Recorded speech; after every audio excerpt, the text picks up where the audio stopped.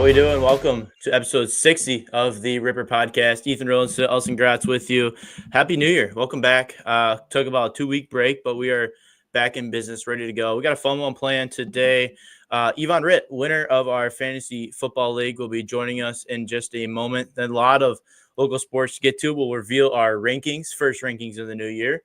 And then we'll get to a full slate of girls and boys basketball in the area, 5 local girls games, 4 local boys games. That should be super exciting to get to. OG Fortnite, Friday Fortnite, that's coming up on Friday. That should be exciting as well. PGA Tour in session, college football, NFL, some playoff sports to get to. A lot of good things to talk about. Also, congrats. How was your New Year? How's the holiday season? Welcome to the pod.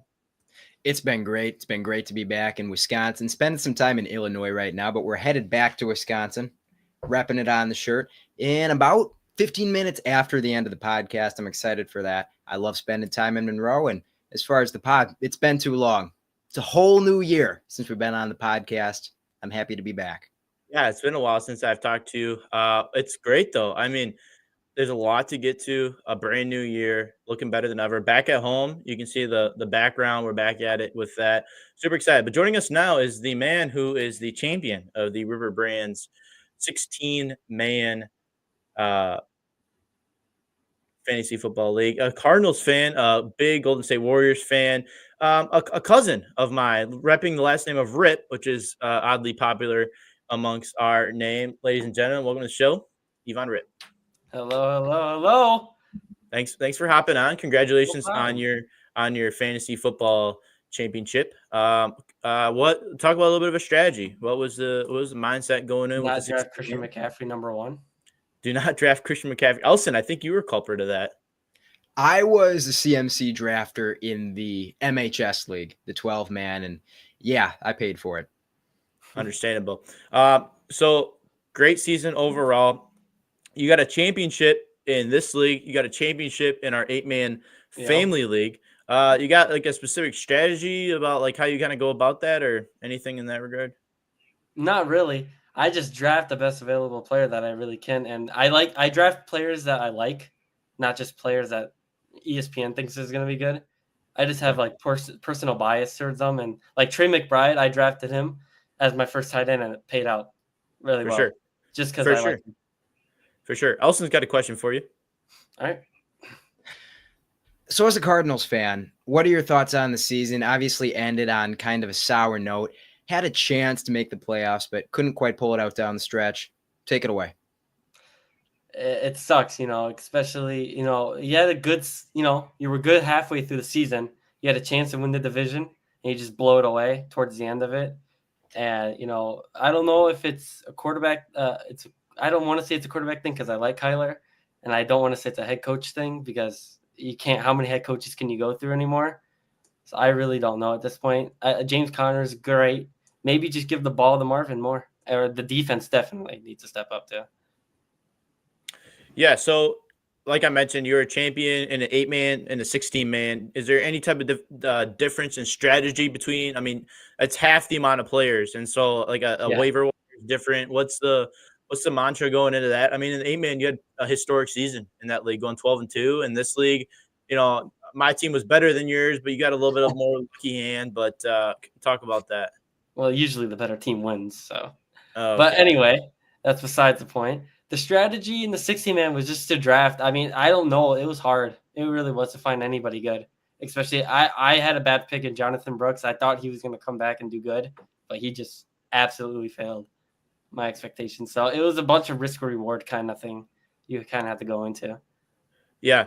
Assuming that you end up playing next year in the 16-man, you got anything you're going to take away from this year that you want to put forth to next year, or is there any specific strategy going into next season? Just try, hopefully, and pray not to get the first pick again because that was horrible. I don't want that type of pressure again because I don't want to have to deal with Saquon and him get injured or get the Madden curse or anything like that. No way. The Madden curse, bring in the Madden curse. Last quick question for you, and I know you got to kind of get moving, so we'll get doing this and get into the daily draft. But weren't you the guy that played with Ninja? I was the guy that played with Ninja. I was. That's pretty massive, isn't it? What? That's crazy. Yeah, that's crazy. He ended up, random duos, ended up getting in a game with Ninja. I got a TikTok made about him that I think does it have over 1 million views? I'm not sure, but 2.1. I remember the number, something like that. everything. He thinks that he's Ninja's best friend. Sent him Yep. a DM and got That's left. on scene. Yeah, so understandable. Not to burst your bubble, but hey, congrats on shout out, congrats on for sure. Hey, daily draft. Let's get into it. I'm proud to say that I took away the dub in the first daily draft with 3 players. We're going to be doing favorite fantasy football sleepers for next season. We are going to be going in the style where each person needs a quarterback, running back, wide receiver, and a tight end. In terms of this, Yvonne, you're representing our guests, and so Peyton got the point for you guys last time. Elson struggling to get on the board. I hope we keep it that way personally. But rule around here, our guest gets to choose. It's a snake draft. Do you want the first, second, or third pick, Yvonne? I'll take the third, honestly. He wants the third pick, so he wants the snake. Elson, do you have a coin handy with you now that you're at home? So the coins that I usually flip from, I keep them in a mug. That's all just change I found on the ground. I am elite at finding pennies, nickels, dimes, and quarters. And I found a few since I've been back from Tulsa. So I'm just going to grab one real quick. Okay.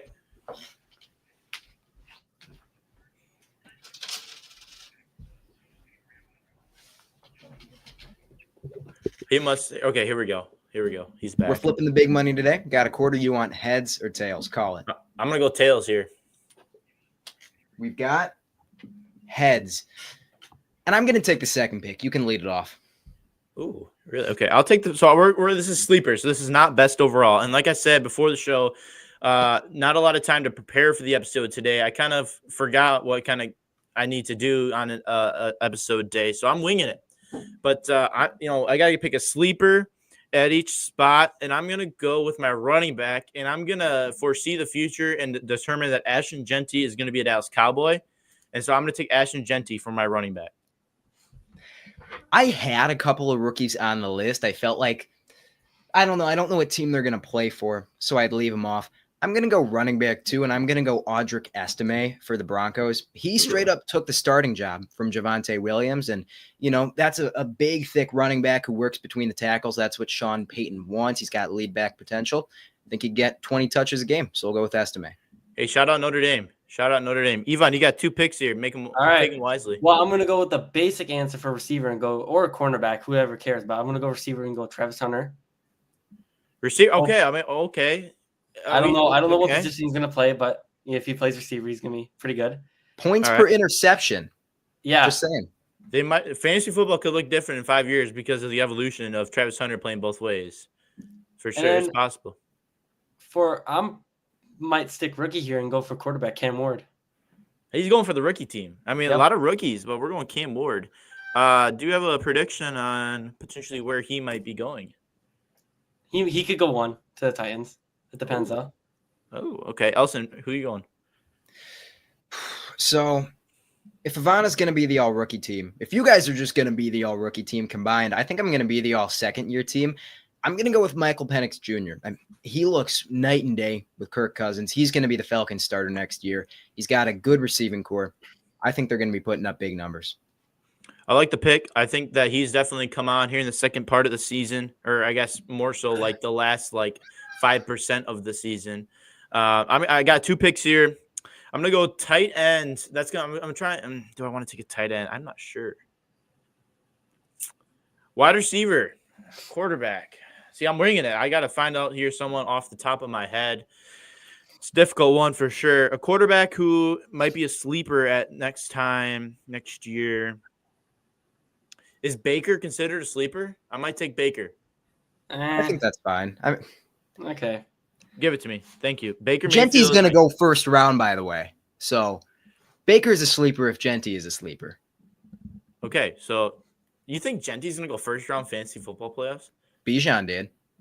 Yeah. Is this hype same? If he goes to the Dallas Cowboys, is he a first rounder? I think he'll be back end of the first round. I think it'll be close. He's a rookie, though. Not everybody knows about him yet. I think that's fair. 16-man for sure will be first round. I mean, like an 8 to 12 man might be back in, like you mentioned. Wide receiver, tight end, I still have to go with. I think I'm going to go. My tight end I'm going to take is I'm going to go Kyle Pitts. I think Kyle Pitts is going to merge with MPJ, Penix Elson's quarterback. I mean, he had that big time catch in that big game. And I think, I think that Kyle Pitts is got the stature. He's got the athleticism.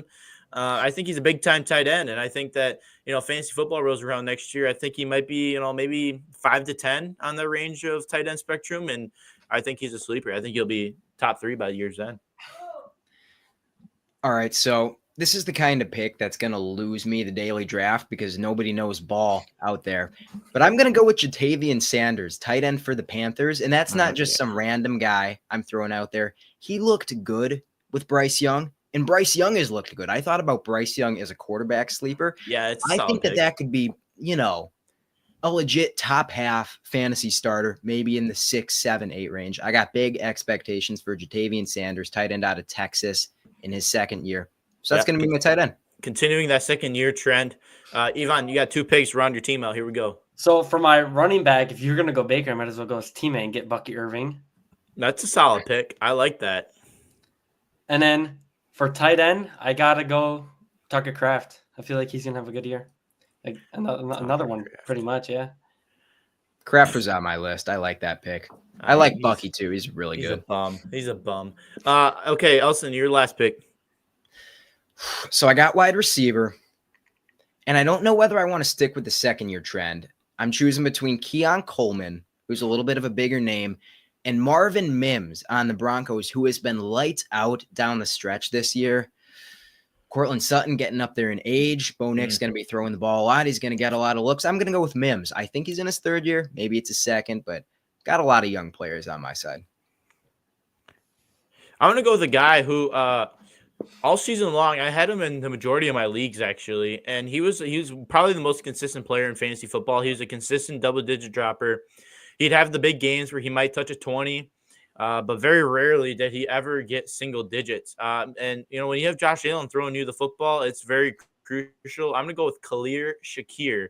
I think that he's a player that, by year's end this year, he was an easy, I would say wide receiver 2. For sure a flex.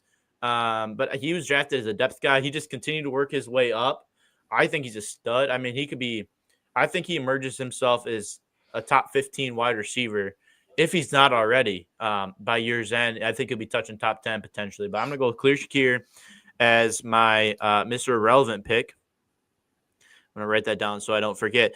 So let's take a peek at our teams. My team, Baker Mayfield, Ashton Genty, Khalil Shakir, Kyle Pitts, Elson Gratz, Michael Penix Jr., Audric Estime, Marvin Mims, and Jatavian.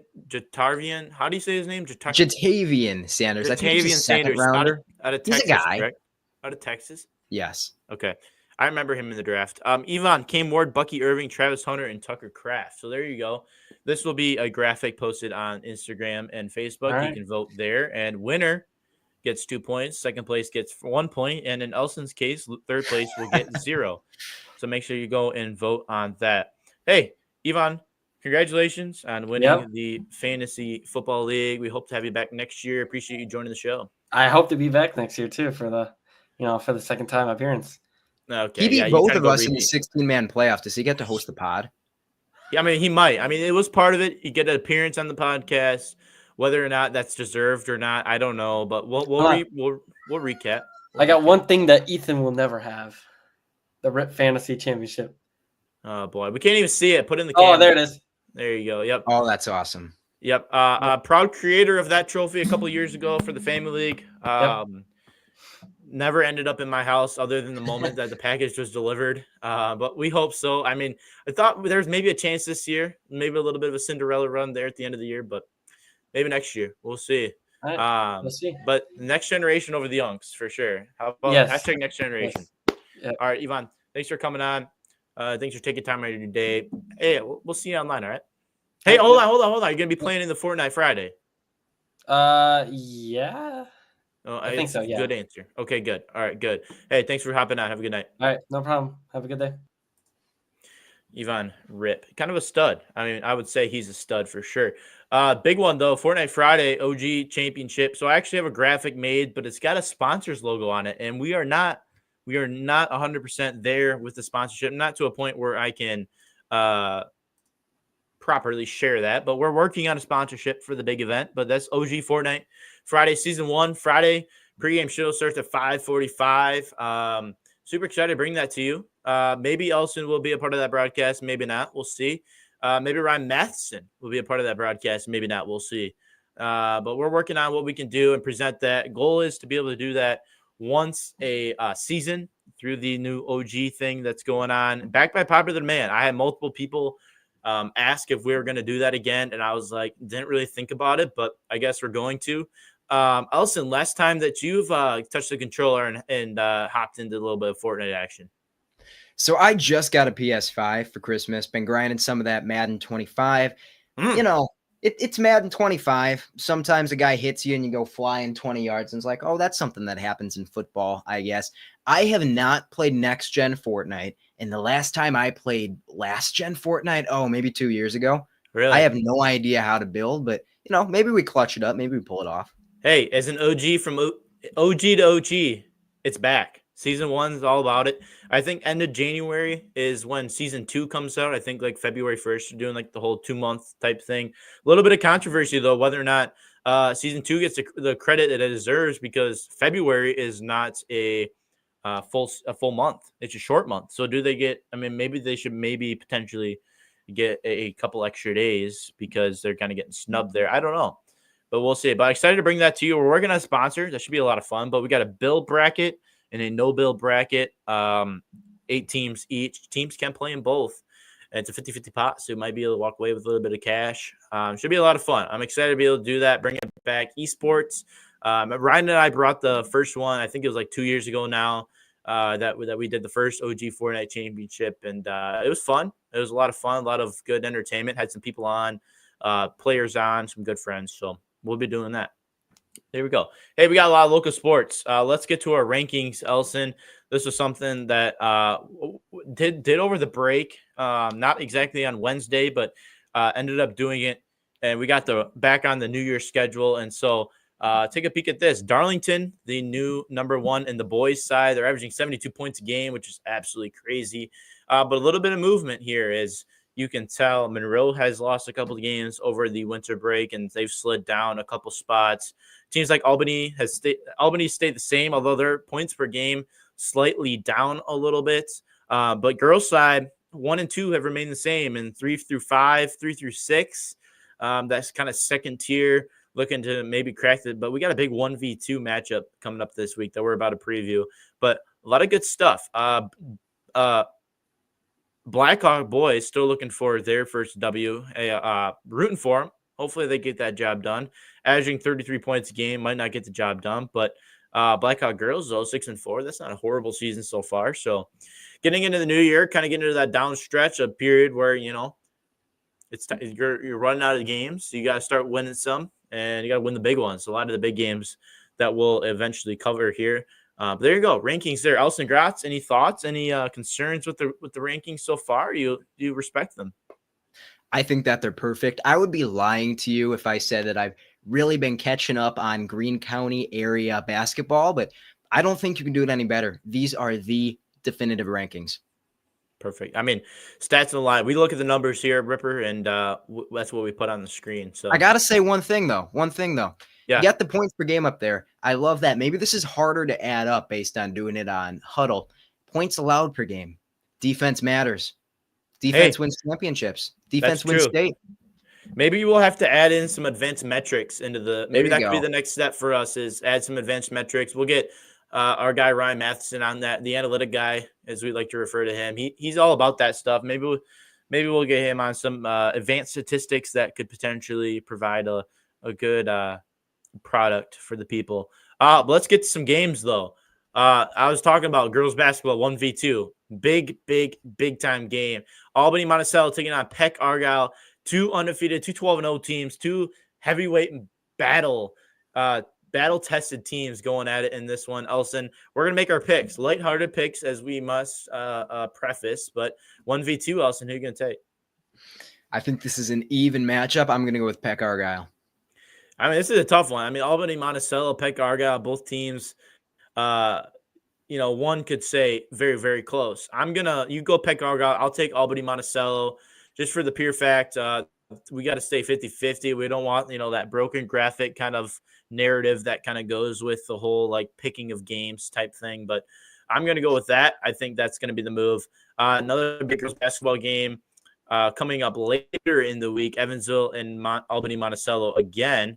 This is a trying to pull up the rankings. This is a 7v2 matchup. Evansville being the 7 ranked and the Albany Monticello being 2. How do we feel in this? I'm going to side with Evansville here. You're going for the upset. We're going upset Absolutely. here. Upset Evansville. Elson's taking it. I'll take the upper dog here. I'm going to go with Albany and Monticello. I think they're going to get the job done. I think they got a good squad. There's a reason why they're undefeated. I think they get the job done against Evansville. Monroe Cheesemakers taking on these Evansville Blue Devils later in the week as well. Remember, we're taking a peek at Thursday through Tuesday, so that's our sports week that we're previewing. This is a game between the 7 and the 9 seeds in our rankings. Elson, are we going hometown team or are we going to take Evansville? You took them in the upset. So to dive into this a little bit, I kind of have a philosophy when it comes to picking my favorite team, and that's to pick against them every week because you're either right or you're happy. We're going to go with Evansville here. I can't choose Monroe. Yep. I think there's value in not picking your favorite team. You never have to be mad. There you go. You mentioned that to me with the Packers loss to the Bears over the weekend. Sometimes picking against them makes coping with the loss a little bit better. Respectable. As I think that was a subtle jab at me with the Cowboys maybe struggling a little bit. Understandable. I'll take it. But I'm also going to go Evansville. I think this is a situation where, with the utmost respect, Monroe's got to prove that they can win a game before I take them. East Troy, they put up 3 points. If I was not mistaken, that's what the numbers said online.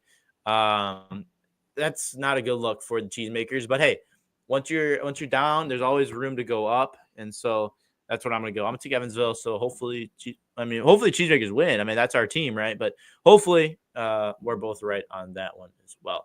Girls basketball, Judah and Blackhawk going at it. This is a 5v10. Judah looking sitting at 2-8 right now. They're looking to kind of get in the winning side of things. Blackhawk, though, and the winning, they're above 500 by a couple games, and they're looking to make that kind of late season push. Elson, who are we taking in this? So Blackhawk knows that their boys team doesn't have a win, right? I think so. Small school atmosphere. I'm sure they're kind of on top of that. Yeah. They know they got to be on it. They can't be losing too like the boys. We're going to go with Blackhawk. They get it done. Going with Blackhawk. Yeah, I think Judah's a struggling team, putting up 34 points a game. Last team in the rankings currently. I think I'll just take the numbers. I'll go with Blackhawk. I think Blackhawk girls basketball is a storied program. I remember my middle school era when Blackhawk was kind of the same time Cheesemaker girls basketball was extremely good as well. But going to state every year. Shout out Flanagan, former Cheesemaker teacher. He was an English teacher. Did you ever have him, Elson? No, never. Really? Okay. I think I might have had him for sure, maybe as a sub, something or other. I'm not 100% sure, but I'll go with Blackhawk. I think he's actually coaching boys basketball now, which he's looking to turn that program around. I don't know. Don't quote me on that, but I just think potentially. New Glarus and Belleville. This is going to be a fun one. Belleville is the number 3 in the rankings. New Glarus is number 8. What do we feel in this? So I've been living in Oklahoma for like the past 4 months or so. If you want to describe what Wisconsin is like to someone from Oklahoma, you describe New Glarus to them. So I'm going to take New Glarus in both their matchups against Belleville this week. I'm picking the boys' side as well. Yeah, we got a loaded Tuesday slate. I mean, Monroe, Evansville, Judah, Blackhawk, New Glarus, Belleville, all games on Tuesday. So it's a loaded day on Tuesday night. I'm not sure if people are going to be watching girls high school basketball, if they're going to be pulling up the TGL. Not sure, but we'll see. TGL, shout out TGL for their first ever match yesterday, last night. I didn't quite get to watch that one. I wanted to, but I wasn't able to, but they had a good inaugural night. But I'm probably going to go. I don't know who I'm going to go. I'll probably go New Glarus. I think they've had a little bit of a tough holiday stretch, over a couple games over the holidays. I think they're going to get, New Year, new them. I think I'm going to go New Glarus in this one. You mentioned, though, we got two New Glarus Belleville matchups. Men's basketball playing a New Glarus Belleville. This is on Friday night.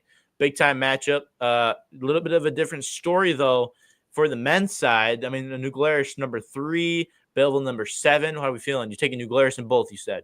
Absolutely. Okay, and sticking by that. No changing. Okay, all right. I'll take New Glarus with you. I think New Glarus is a good basketball team. Sitting at number 3, they've always I feel like they've had a good program, and I'm going to take them. Our 3 seed, 7-4, averaging a pretty good amount of points per game, 67 points per game, and Belleville looking to hit that 500 mark at 4-5. So this is a big time game for both teams. A lot to play for, just different stages in their season. But I'll also go New Glarus. I'll stick with you on that one. Argyle and Albany. Similar we kind of had this matchup in the girls team, girls side with some co-ops involved, but Argyle and Albany taking on. This is a 2v4, so a top 5 matchup here in this one. Who do we like? I think I'll go with Argyle. Yeah, this is a tough one. I mean, Argyle, Albany, 2 pretty similar teams, both 3-loss teams. I'm going to also go Argyle. They're averaging 53 points a game. Albany 46. I mean, I'm just going to take the numbers there, and I'll take Argyle to get the job done.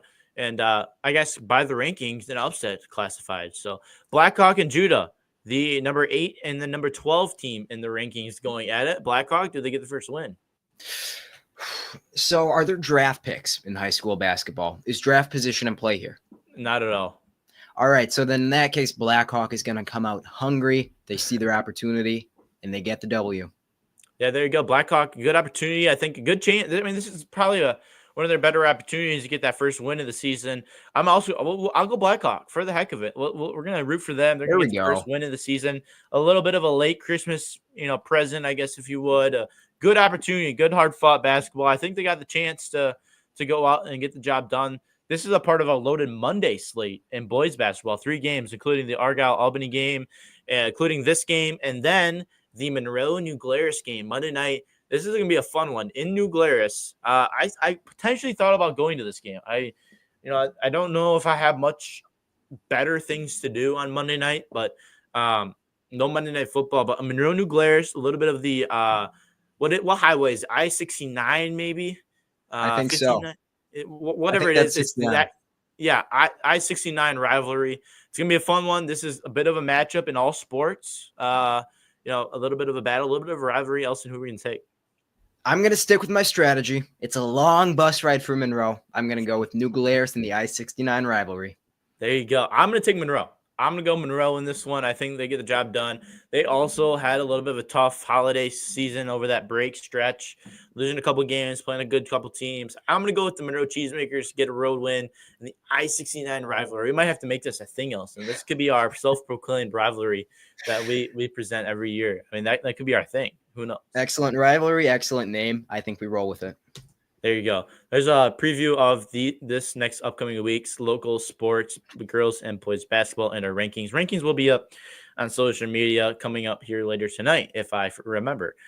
We got a fun one, though, coming up, and we got a lot of good sports to talk about. And we're going to start with a little bit of golf, a little bit of PGA Tour, Century over the weekend, a little bit of recap for that. The Century Tournament is the inaugural golf tournament of the season.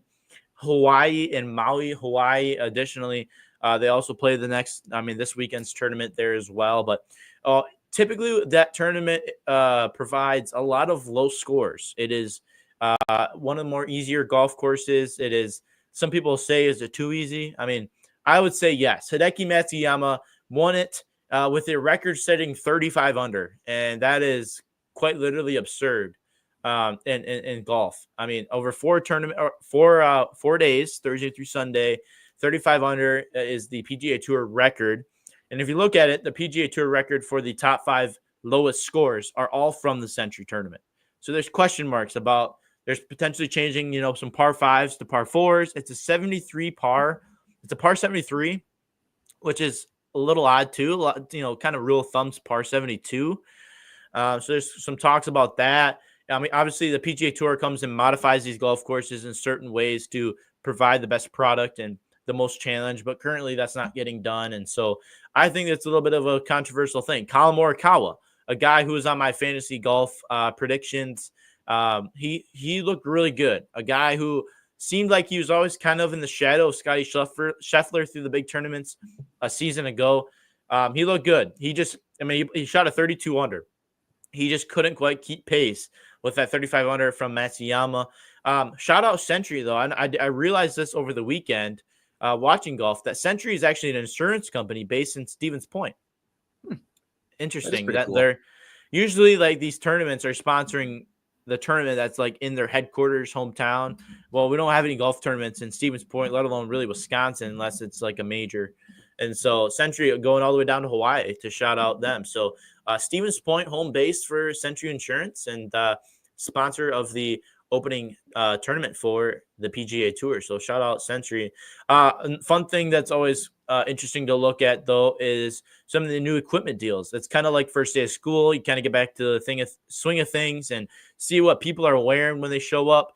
Well, Max Homa, Lululemon. I think that's a good look. Max Homa, a guy on tour who's energetic, likes to joke around. He joins Min Woo Lee as the ambassadors for Lululemon. Sahith Theegala from Linksole to FootJoy. So that's a little bit of a change there as well. And Akshay Bhatia from Grayson to Travis Matthews. So a couple notable ones. It's kind of a fun storyline to be able to follow. Max Homa is probably the bigger one, though. And for that, that's what we got. Fantasy golf. So no episode last week, but we do have fantasy golf to bring to you. This is my top four. So fantasy golf is a new thing that the PGA Tour is doing this season, and I figured I'd participate and present my picks here on the podcast each week, since I don't have a college football top 25 to make or anything in that regard. And I'm going to be honest with you, Elson. I don't exactly know how it works. I know I have to pick 4 starters and 2 bench guys. So I just pick the top 6 guys that I think have a chance to win it. And that's what I'm doing. I ended up with 522 points last week, which wasn't horrible. We're about 300 points off the leader, but we're ranked 17,000 and something. So a little bit of an improvement. Like we said earlier, when you're down, there's nowhere to go but up. And so we're feeling good with an opportunity to improve. But here we go. I know you have to pick a captain, and I don't know how that affects. Maybe it's double points. I'm not sure. I think there's too many points. I mean, he's just the leader. Yeah, I mean, you got to pick the right captain to have a good team. Leadership's so important. I'm going to go Hideki Matsuyama. Kind of a star. One of the only top 10 official world golf ranking players that are in this tournament. It's not a big one. The Sony Open in Hawaii again. Matt McNeely is a guy who's a young player who I think is he looked actually very good at the Century, and I think he's going to be putting on a really, really good show here in the Sony Open. Tom Kim, a guy who's super young, has already got 3 wins under his belt, and Ryder Cup captain, Keegan Bradley, who's playing really good golf and looking to get his golf game to a point where he's able to be a playing captain in the Ryder Cup. And it's been a very, very long time since the last time that's happened. And then my bench guys, Nick Dunlap, a player 32 in the world. I think he's a stud.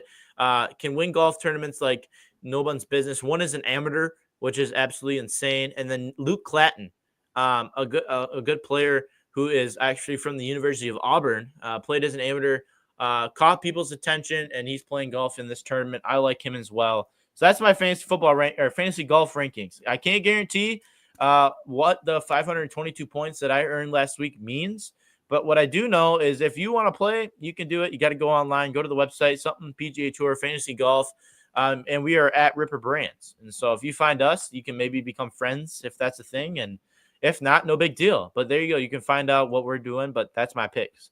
Alson, from your best of your knowledge, how do you feel about the picks?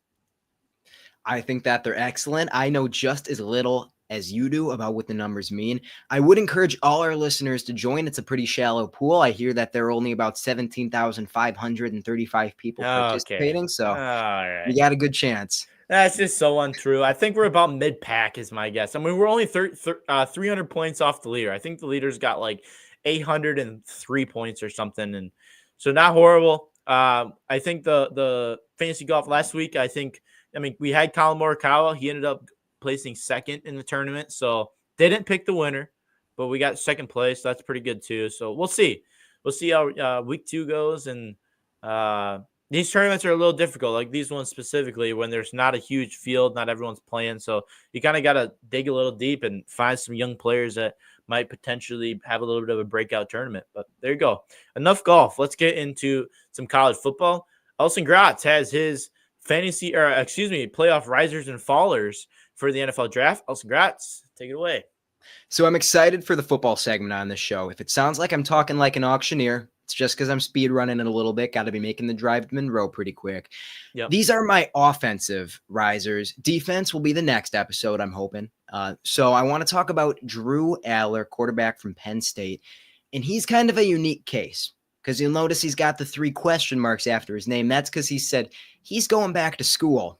But that was about a month ago. That was before his college football playoff success. 7 total touchdowns. I want to say 6 through the air, one with his legs.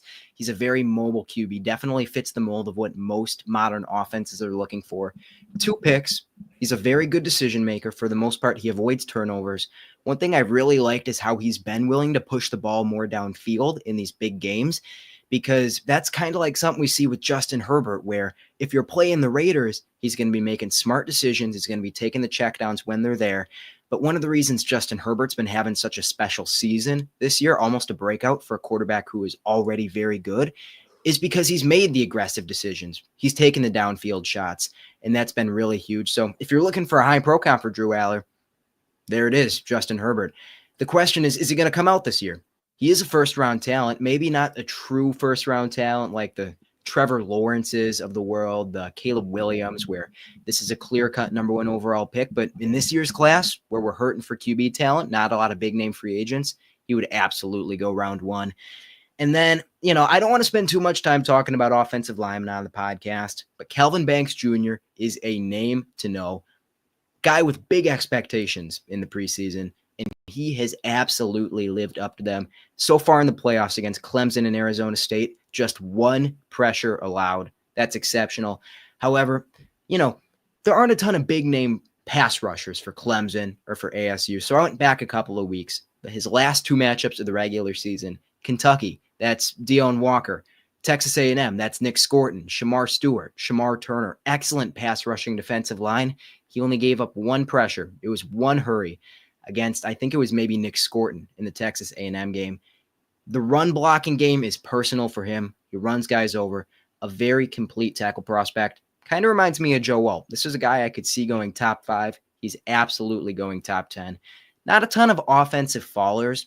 But I think a big part of that is that the college football playoffs have actually been pretty chalky this year. Not a lot of upsets. Not a lot of quarterbacks underperforming. Not a lot of key mistakes.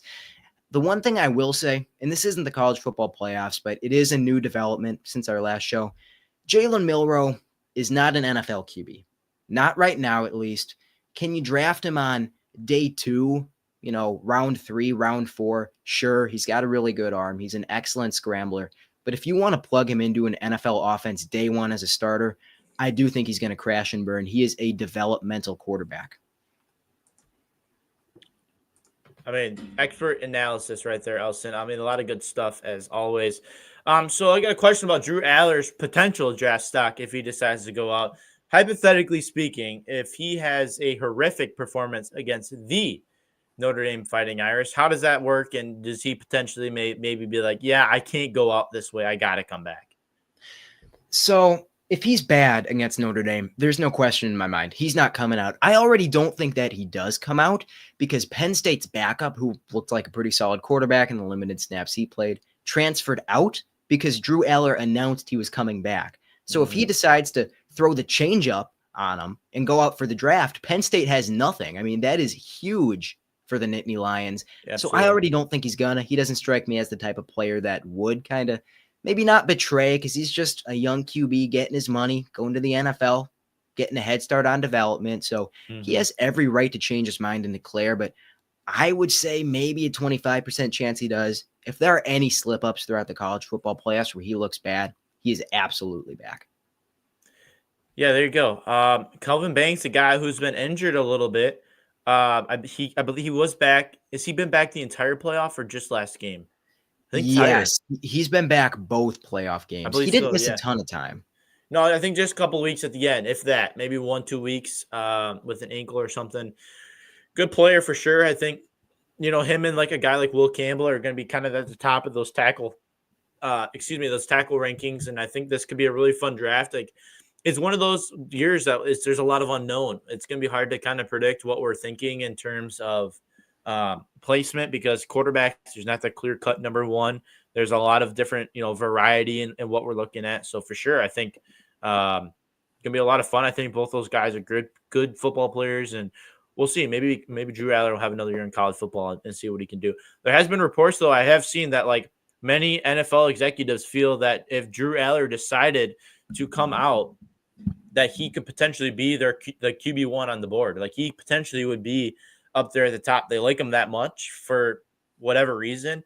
But I mean, there's potential there, and maybe he throws PSU into the slums, and they're not very good next year. We'll see.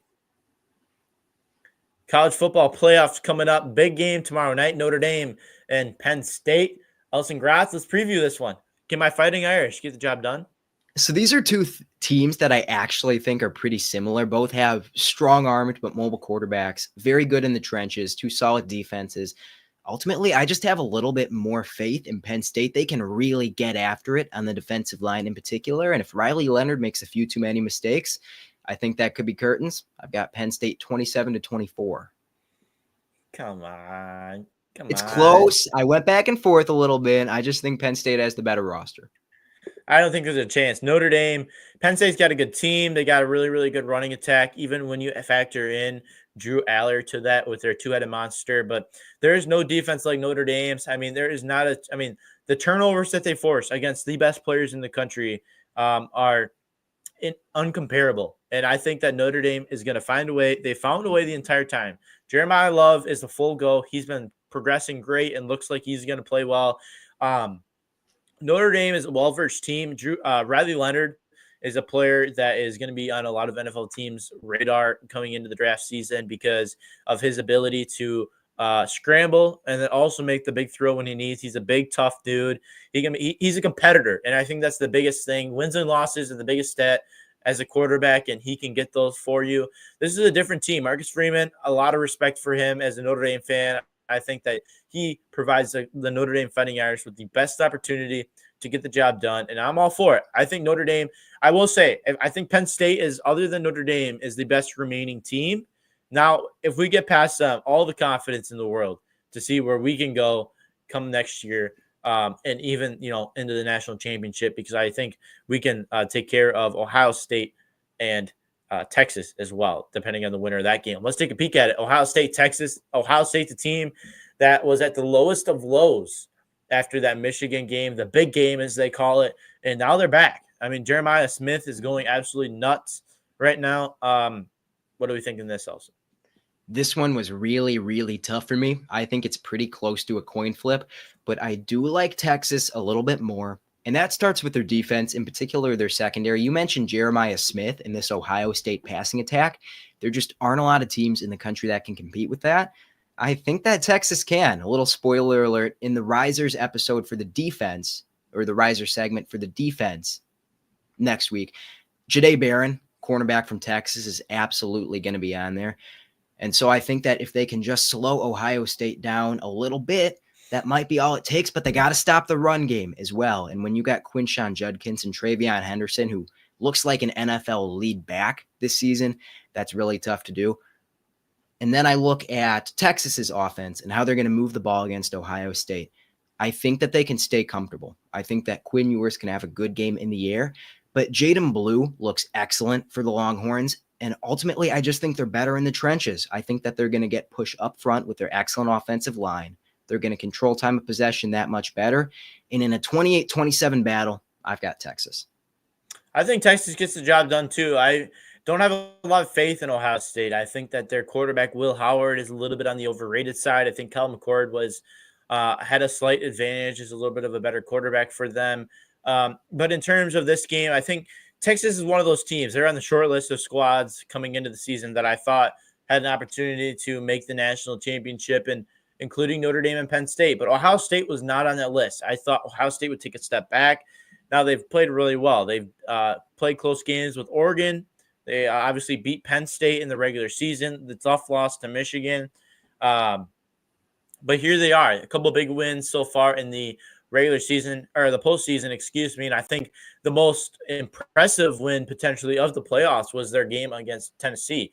But then also when they took on Oregon, that was, complete lights out dominance. 31-0 in the first half. Jeremiah Smith, record setting. You name it. This is a talented roster, don't get me wrong. But the ability for them to potentially have the opportunity to go and beat a Texas team with Quinn Ewers, there's potential maybe he doesn't even go out of the draft. That's a whole nother conversation. But a loaded team in Texas and a really good head coach, I think Texas gets the job done. I've liked them since week 1 of the season. I think Texas, Notre Dame is going to be my national championship that I'm all fired up to watch. But it'll be a fun little semifinal, I guess not even weekend, Thursday night, Friday night, and then we got some NFL playoffs to get to in a little bit later. But yeah, going to be super fun semifinal, I guess as they refer to it, and super excited to be able to look for that. And do a little bit of that college football into the NFL transition. NFL draft order has been released, and we got a fun one just to kind of take a peek and potentially, maybe highlight some what we're thinking. Elson Gratz, Tennessee and Cleveland and the Giants are the top 3 in the fantasy draft, or excuse, not the fantasy draft, the NFL draft order. How are we thinking? Tennessee, Cleveland, maybe not, but what do we think? Let me give you analysis. Do we think, Shedeur or Cam Ward, is this quarterback early kind of thing, or any movement? What are our initial reactions here to the 2025 NFL draft order being released? So first of all, this was just a really weird season for number 1 overall pick competition. I think that all the teams in the top 9, I think New Orleans is the last team that we thought of as a number 1 overall pick contender. There were just a lot of really terrible teams in the NFL this year, and it came down to the wire. It ended up being the Titans, who I don't think a lot of people expected coming into the year, or even at the halfway point. The Titans have their entire draft board open. There is barely a position that they don't need. I don't really want to see them go quarterback because the offensive line is probably the worst in the NFL. It's definitely down there. They need serious help in the secondary. They need pass catchers. I really think they would benefit from building around a potentially young quarterback where you're still going to be bad next year if you're rolling Will Levis. I don't think they can do that, or some random bridge QB out there. They're going to be bad enough to maybe get a guy in a better 2026 quarterback class. Ultimately, I do think they probably pick Cam Ward. Cam Ward is a special type of quarterback prospect, not special in the same way as Caleb Williams, but the way that he sees the game, it's just a little bit different. I can't make a guarantee that Cam Ward is going to be a elite pro QB, but he has that kind of upside about him, a high character guy, worked his way up from Incarnate Word University. He's truly just battled his way up, and I think that that's who the Titans want to bet on. With the Browns, I think maybe you stick with Jameis as the bridge, but they benched him. I don't know. I think until you get down to maybe the Jets, these top 5 teams, well, the Jags and Patriots don't need quarterbacks. That's unique. These are squads with really bad rosters. The full board is going to be open. They can go tackle. They can go pass catcher, but this is kind of a weak wide receiver class. I think what we see a lot of is defensive line. This is an extremely strong defensive line class, and you can never have too many of them. No doubt about it. When I look at this is an interesting one for me because I think Tennessee definitely needs quarterback. But when you look at the Browns, this is a situation where I think you look at the roster around them, they're in a position where they're not young. You got Nick Chubb, you got not Amari Cooper, you got Jerry Jeudy, you got a veteran defense. This is a team that's Kevin Stefanski, who's, I wouldn't say, he's probably a top half coach and a guy. They were, a couple years ago, they were in a win now mode with Deshaun Watson. Didn't pan out, whatever it is, whatever. But this is a team where I don't think they're in a position where they can draft a quarterback and build around them. This is not a rebuild to me. This is a situation kind of like the Vikings. Obviously, the Vikings, the Sam Darnold thing wasn't the initial plan, but they took a chance on Sam Darnold and look what's turned out. And so I feel like this could be a situation. Let's bring a bridge quarterback in. Let's address a separate need. Let's go get maybe a Mason Graham, like you mentioned, D-line, or Travis Hunter's still there, a potential guy like that. I think I think that this is going to be one of those drafts where Tennessee, I think they're a quarterback needy team, but this is a draft where a quarterback needy team doesn't have to be number one overall. And so I think a team that really wants Travis Hunter trades up to number one. I think we see number one get traded. I think we see Tennessee build draft capital because they're a team that's in a pretty heavy, deep rebuild. I think maybe a New England type team could potentially. I think that'd be a good fit for a Travis Hunter. I don't know. I think that we could see a team trade up for Travis Hunter. I really like the Raiders. I'm kind of set on the Raiders with Shador.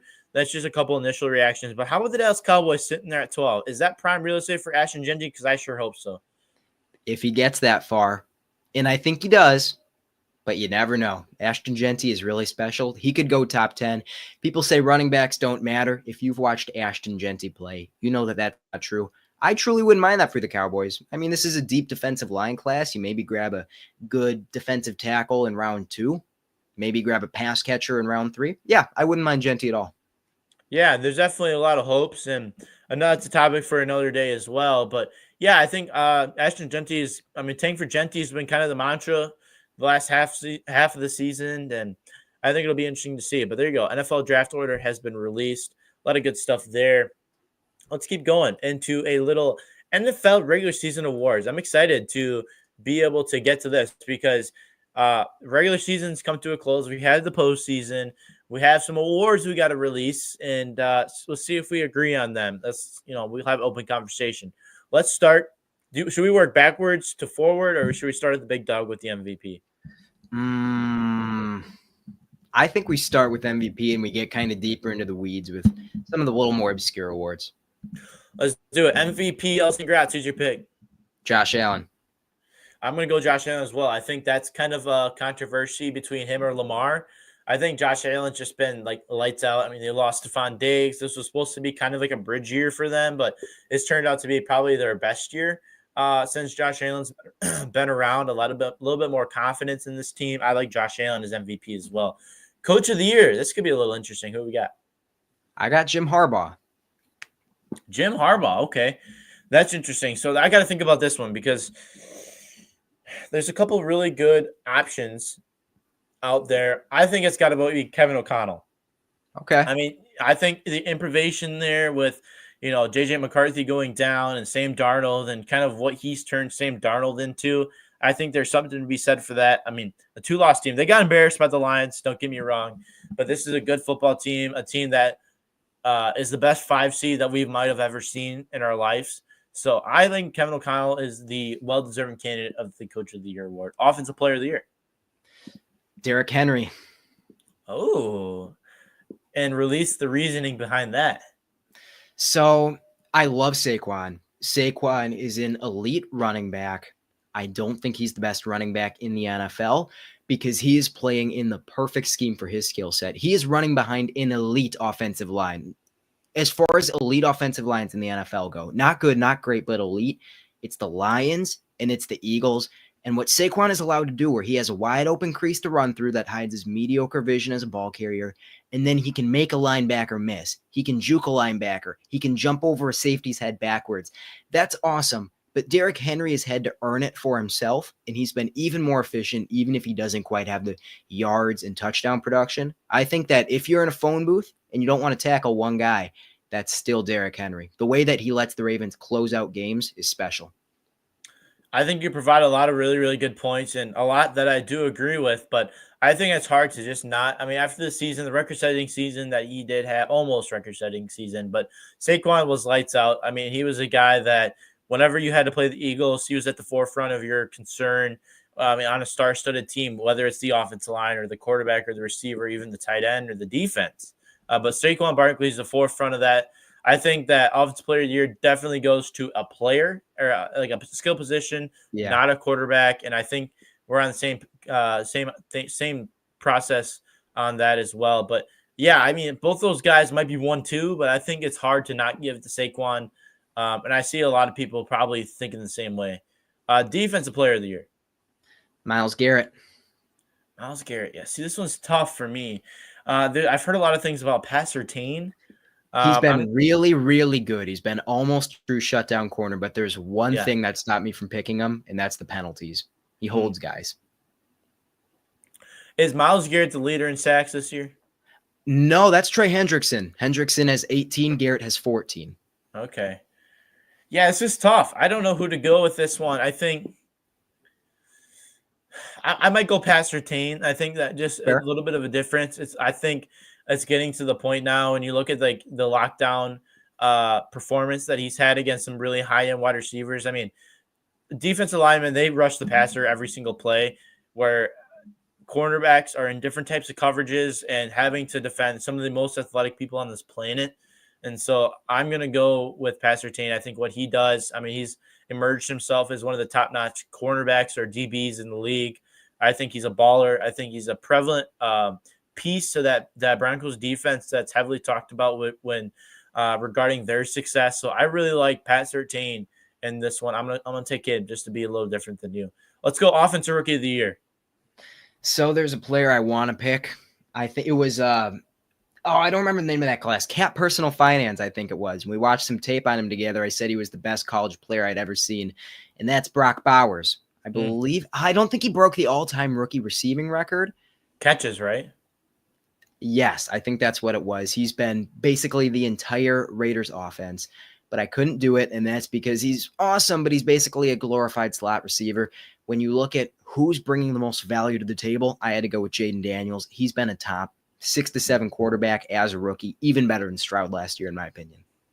I think I'm going to have to go right along the same lines as you. I think Brock Bowers has been sensational. He's been really, really good. But Jaden Daniels and what he's done for that team, and I mean, while they didn't win the NFC East, they were my pick preseason to win the NFC East. And a lot of people thought they might be a top 10 pick again. But Jaden Daniels has revolutionized the Washington Commanders.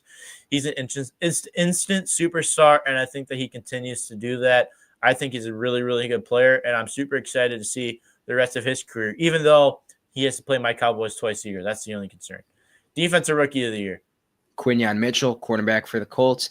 9 pass breakups, 58% completion, and 2 touchdowns in coverage. Only 3 penalties. Yeah, this is a tough one, too, because there's him. I mean, Cooper DeJean's probably right there, too, as an option. Same team, crazy draft class that they put together. But there's a pass rusher. Is it Braden Fisk? Is he the kind of the pass rusher guy that's been up there? Or? So Fisk has the sacks.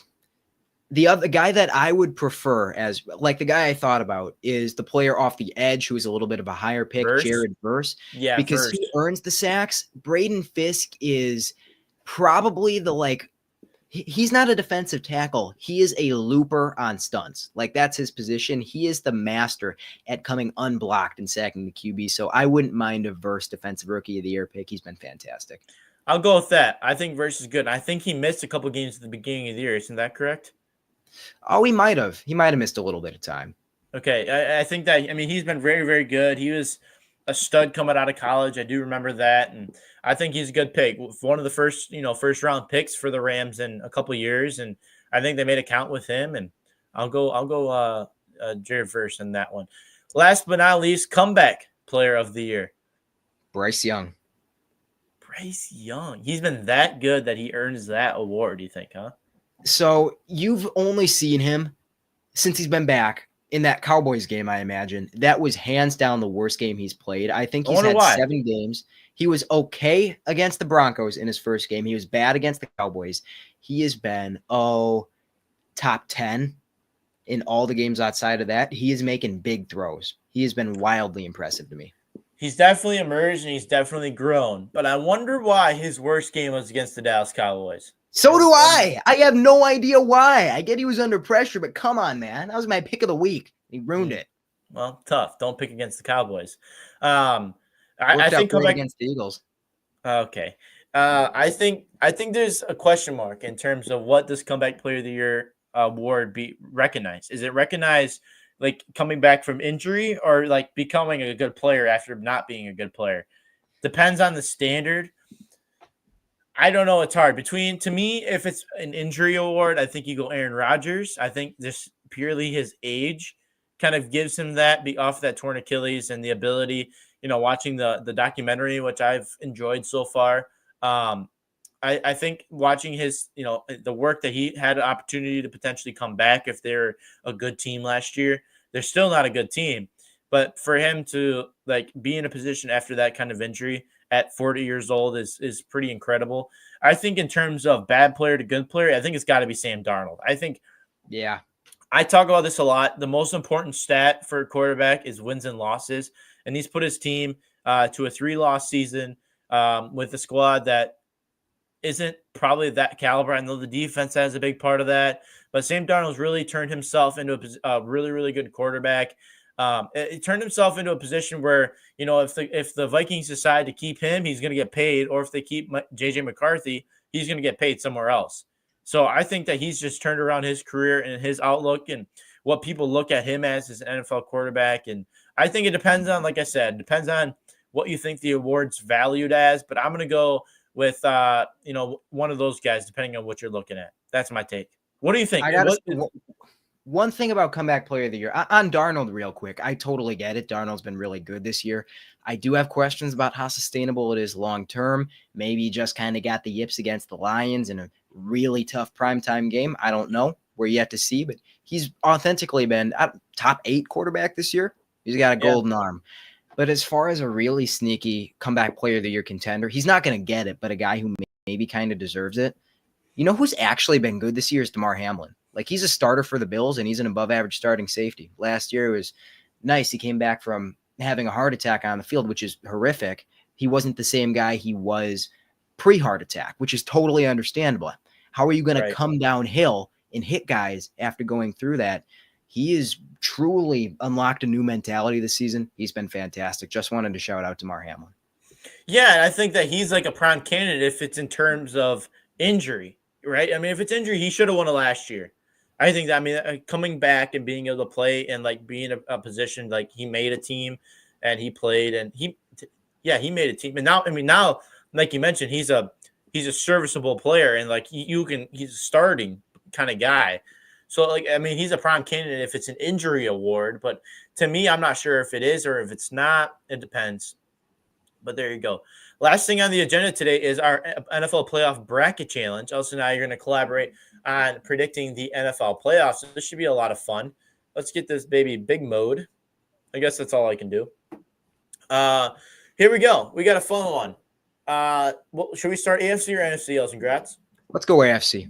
Let's do it. Number 4, Texans. Number 5, Chargers. This is game 1 of the playoffs coming up on Saturday. What do we think? What do we feel? I don't think that the Texans offensive line can hang with the Chargers pass rush. I think CJ Stroud is going to be having a very bad time. And how do the Chargers like to move the ball? They run up the middle. Texans are weak there. They throw to Ladd McConkey. Derek Stingley's had a second-team All-Pro caliber season. He never plays in the slot. I think Los Angeles by 10. I like LA too. I think that the Chargers, I think CJ Stroud specifically has had a bit of a down year. I think that they're in a position where, maybe a sophomore slump, you could say, but they're still a good football team, still won their division, a pretty weak division at that, but this is a good Chargers team. I think you mentioned Jim Harbaugh as your coach of the year. He's turning this program around among, a lot of salary cap issues. I mean, this was a team that pretty much had to get rid of half their squad, their entire wide receiver core, because they couldn't afford to pay any of them because they're in debt, basically. I like the Chargers in this one, but they might have their hands full in the next round. Steelers and Ravens. How do we feel about this game? This might be one of my favorite matchups of the whole weekend. So they split the series. The Steelers won the first game. The Ravens pretty handily won the second game in the AFC North. I just think the Ravens are better. I think the Steelers are going to struggle to move the ball just like they did in actually both matchups. It was a really good defensive performance that kept them competitive in the first one. I think the Ravens are just too good. Yeah, You can't pick the Steelers. Come on, man. You can't. What is the Steelers stadium called now? Oh, it's not Heinz anymore. Not Heinz. Accu something? I don't know. Accu. Whatever. That field, that is a different breed come playoff time in January. The terrible towels twirling, maybe a little bit of flurry in the air. That is a different place. But I'm going to have to go with what you had to say. I think that the Ravens are just too good. Their running attack, if there's a flurry in the air and there's a team that's going to capitalize on those type of conditions, it's going to be the Ravens. Lamar throwing the ball when he has to, but running the ball, him and Derrick Henry. Zay Flowers, hopefully he's okay. I'm not sure the extent of his injury or not. But they've got a good enough, a serviceable wide receiver core with or without him. I think that the Ravens, I'll take the Ravens in this one. I think that they can get the job done. I like the pick. Bills, Broncos. A Broncos team that, some of these teams, like with the records that they're at, how are they barely sneaking into the playoffs? It's crazy to me. But what do we think of this one? The Broncos are going to compete. I think that Bo Nix is going to make some big throws downfield. I think it'll be relatively close, but you can't bet against Josh Allen in the first round. Come on.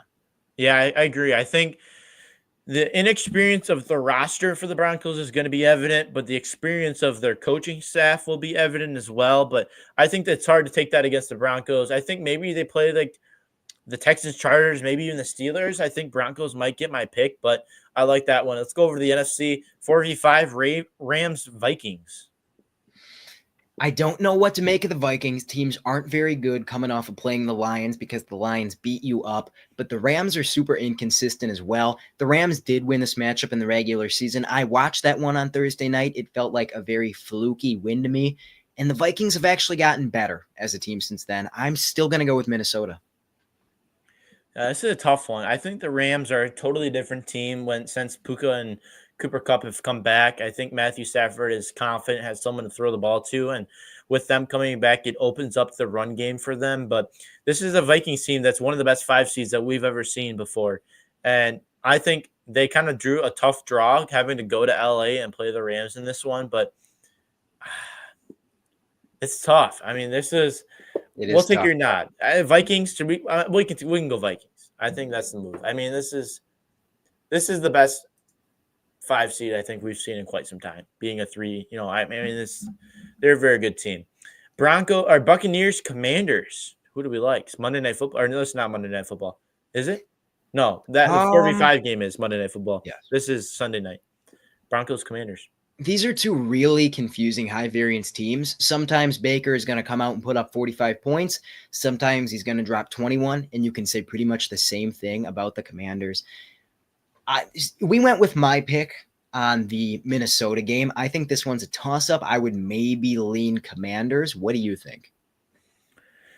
This is a Commanders team with Jaden Daniels at the helm that can really be flashy. They're a flashy team. They can make plays. They got the big play with Terry McLaurin on the outside, you name it. But a Buccaneers team that's gritty, a good defense coached by Todd Bowles, a Baker Mayfield team that, their offense is experienced as well. I really like Mike Evans on the outside, and I think Bucky Irvin and Rashad White's a good 1-2 punch. Keep in mind, this is a team that did lose to the Dallas Cowboys, but I like the Buccaneers, especially at home. Sunday Night Football, I say we go Bucks. I think that's totally fair. Packers, Eagles. This could be a fun one. Are you going to go against your team to make the loss feel better, or are you going to have full confidence in your Packers? I don't think Green Bay can hang in the trenches. We lost Christian Watson for the year. I think that's huge because the Eagles have 5 quality starters in the secondary. I think it's going to be hard to run the ball. Yeah, I'm going to go with Philly. I hate to say it. Philly it is. This is a game that is featuring my 31st and 32nd favorite team. And so this is a win-lose type situation because one of my least favorite teams is going to get knocked out, but then the other team's still in it. And so I'm going to go, I'll stick with you on the Eagles. I think other than the 4 and 5 games, we've picked the same on both sides. Otherwise, it's been chalk so far. Back to the AFC, number 1, Chiefs, number 5, Chargers. I'm going to go Chiefs. This is a team that can actually move the ball now. Excellent roster talent. The Chargers are tough. I don't think they can hang. This one is hard to bet against those dang Chiefs, isn't it? Kind of like an AFC staple playoff matchup, 2v3, Bills, Ravens. Who do we got? This is a coin flip between 2 really good quarterbacks, true MVP contenders. I think Josh Allen finally gets his, and I don't really want to bet on Lamar to go to the championship. Not yet. I want to see it once. Yeah, it's just always tough. It's one of the, it's Chiefs, Bills, or Ravens in the AFC Championship. It's 2 of those 3 teams. It's a matter of who gets who. Bills, Ravens. I legitimately think this is a Josh Allen year. They're going to be in Buffalo. I'm going to predict that there's going to be a massive blizzard that comes through and wipes out the stadium, and it's going to be like a foot of snow, one of those kind of games. I'm going to go with Josh Allen and the Bills to get the job done. I think it's hard to not do that. Lions-Vikings, a rematch of Week 18 Sunday Night Football. My gut says Vikings, but my gut also says I would be an idiot for betting against the Lions when they've won this matchup twice. Gonna go with Detroit. So Detroit did win the matchup twice. If you think Vikings, we go Vikings. I think Vikings for the lone fact that it's hard to beat a team 3 times in a row. In any sport. In any sport. This is a Vikings team. I think they can do it. Should we do it? Let's do it. Let's do it. We're going to go Vikings. How about that? Eagles-Bucks. What do we think in this game? Oh, this is a matchup that historically goes to the Buccaneers. The Eagles are just too complete on all sides of the ball this year. When the Bucks won this matchup, I believe, I think they won it earlier on in the year. The Eagles didn't have the same offensive identity that they do now. Let's go with Philly. Yeah, I don't want to pick Philly, but I think they probably do get the job done. I don't think this is a Buccaneers team that's quite good enough to be in a championship game, but I like it. Let's go Philly. 1v2 Chiefs-Bills. This is going to be a fun one. Josh Allen gets his, goes to the Super Bowl. I'm in it. I'm in for it. I like the Bills. I think this is their year. I think there's just one missing link. I think all those close games that the Chiefs didn't play well in finally come to fruition in the biggest moment of the season. I think the Bills are the team to get the job done. And then the Vikings and Eagles, Elson Gratz. What do you think? So you can't go through Philly's offensive line. They're too good for that. But maybe, just maybe, you can scheme up a pass rush and make Jalen Hurts uncomfortable. The Vikings have a great group of pass catchers to go against that Philly secondary. I'm here to go with Minnesota, but you have the tiebreaker. Amen, brother. How about those Vikings? Skol! I can't condone that, but I'm fine with the Philly hate. This is the moment I've been waiting for. Not to pick the Vikings in the NFC Championship game. The Vikings are the Eagles are sneaky vulnerable. I think that this is a Brian Flores defense that can get after them.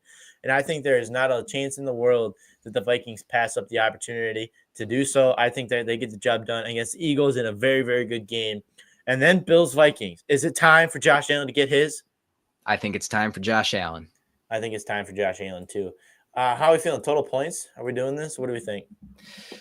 If I had to pick a score, I would say probably 35 to 31-ish. I think it's going to be high scoring. I like 66. Shout out Ethan Rosensteel is a Blaze football quarterback. It's number 66. I like it. There you go. Bills over Vikings in the Super Bowl. That's a fun one. But there you go. That's what we got. Hey, great episode as always, Elson. I know you got a move. We got to get going, but it was being on the show. Yeah, absolutely. Ethan Rosensteel, Elson Gratz, episode 60 of the Ripper Podcast. We're back next week. Mr. Jubek, Cheesemaker AD, going to be on. Super excited to have him join the show. Have a fantastic start to your new year. Enjoy the weekend. A lot of good local sports. Playoff football. Let's go.